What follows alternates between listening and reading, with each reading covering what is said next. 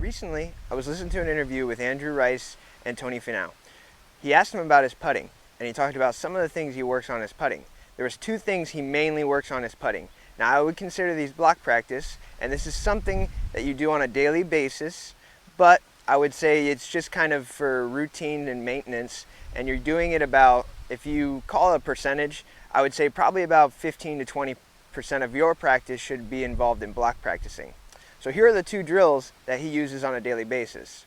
So he talked about having a ruler and working on his starting line. So I have a pink plank here. We call this the pink plank. I use it with a lot of my junior golfers, a lot of our beginners, just so they understand how to start a golf ball online. You can go buy any type of ruler at Home Depot. They have some things with starting lines online that you can buy, training aids, but I suggest keep it cheap. You can purchase a pink plank with us if you want. I suggest keeping it cheap. Go to Home Depot, buy a yardstick, as flat as you can, and I would prefer metal. The wood kind of has ridges in it. Stick to something slick. So what you're going to do is you're going to come on over here. You're going to put your ball right on that ruler, and basically you have the length of this ruler to keep this ball rolling down it.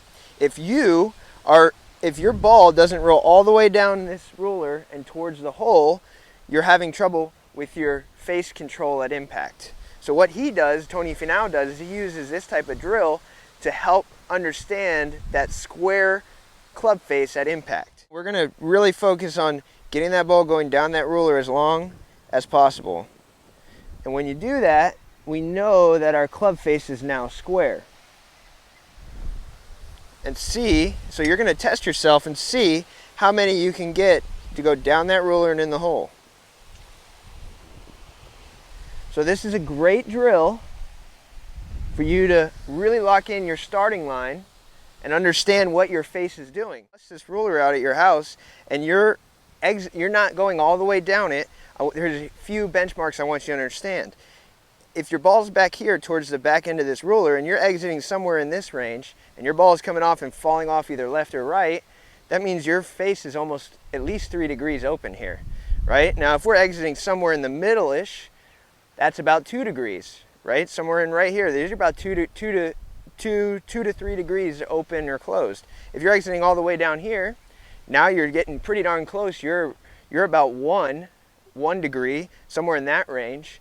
1.5, 2, right? Somewhere in between those ranges, that's where you're starting to get that face more in line. Now, if you're exiting all the way down, you're under 1, right? So obviously there's a little bit of variance there depending on how thick your ruler is.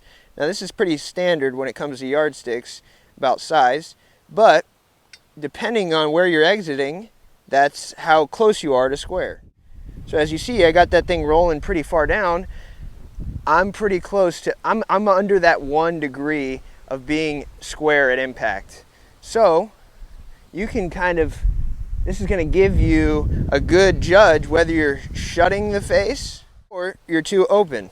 So that one right there, you can see I was pretty darn close. I was probably about 1.5 degrees open there because I exited somewhere around here.